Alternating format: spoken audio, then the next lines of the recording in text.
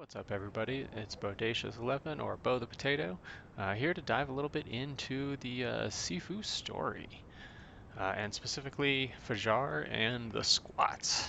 So let's dive in. Before we get this party started all the way, this is the disclaimer that this is going to be ripe with spoilers. So if you haven't played all the way through the game yet, don't know the endings, don't want to hear about that, want to play it first, now's the time to pop out. Hope you enjoy the video.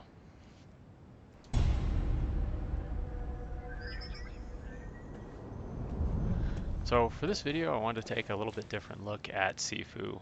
There's tons of wonderful videos that I have been enjoying, learning combat stuff about the bosses, how to play better, but I haven't seen a ton of videos on the story, so I wanted to look at this a little bit more. There are not an enormous number of elements to the story that are shared.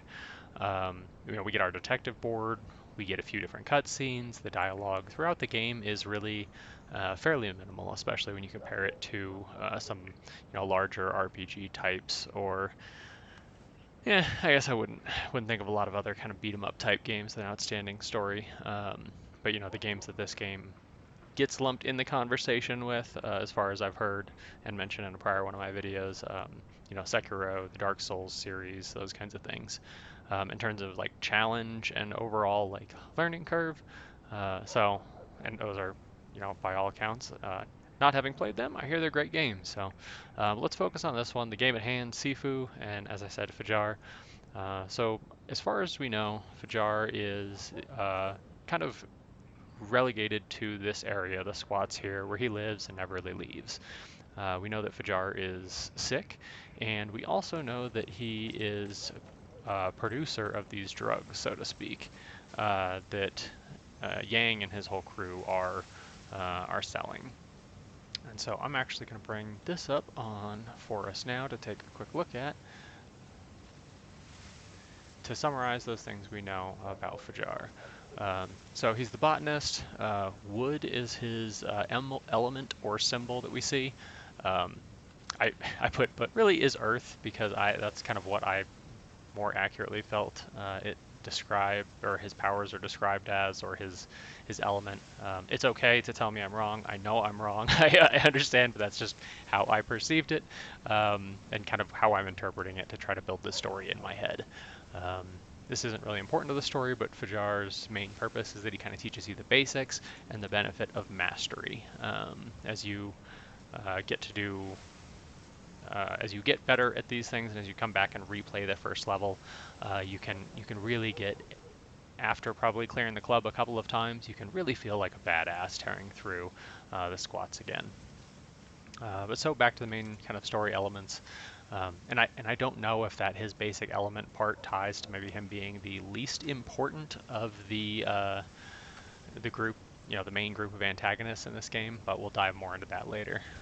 So we know that Fajar is a former pupil of kind of Sifu Dad, which is what I'm going to use to refer to our main character, the protagonist's father.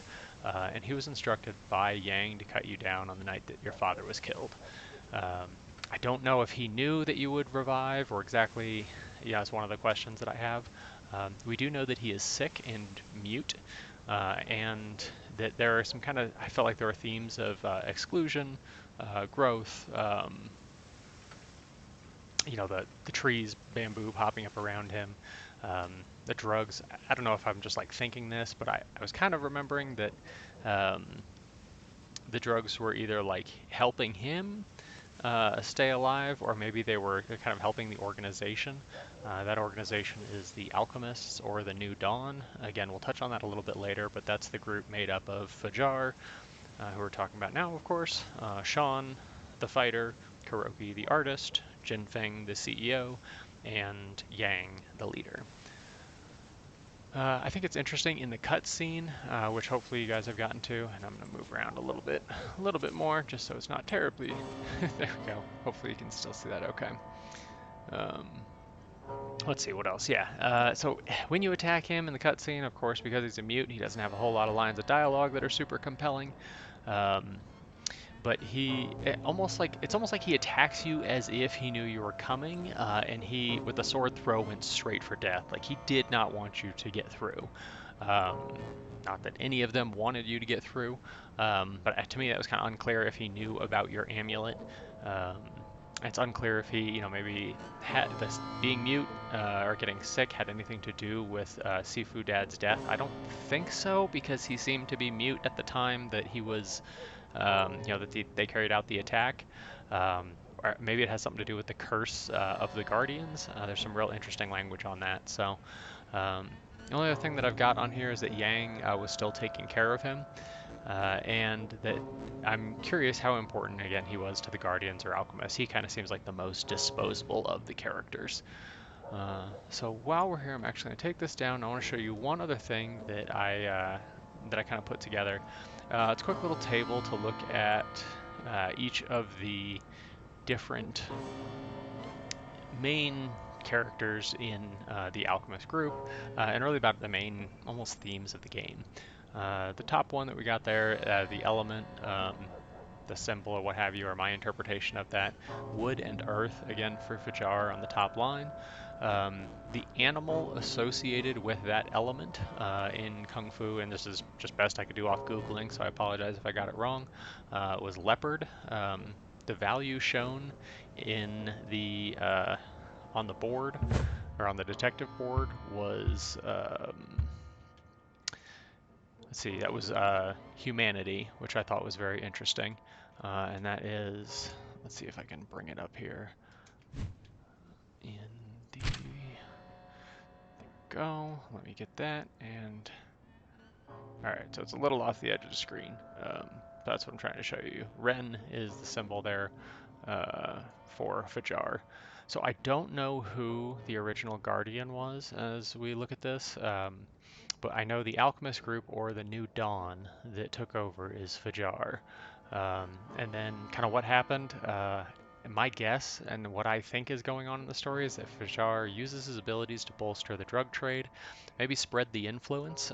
We'll talk a little bit more about it later on, but Kuroki seems to be brainwashing people, and there's a lot of talk about her consciousness iceberg. Anyway, we'll get to it in her video.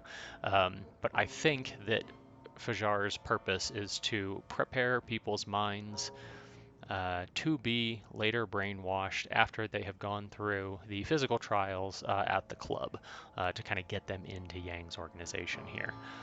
So let me get rid of this little guy, and we can look back more at a couple of the items on the board.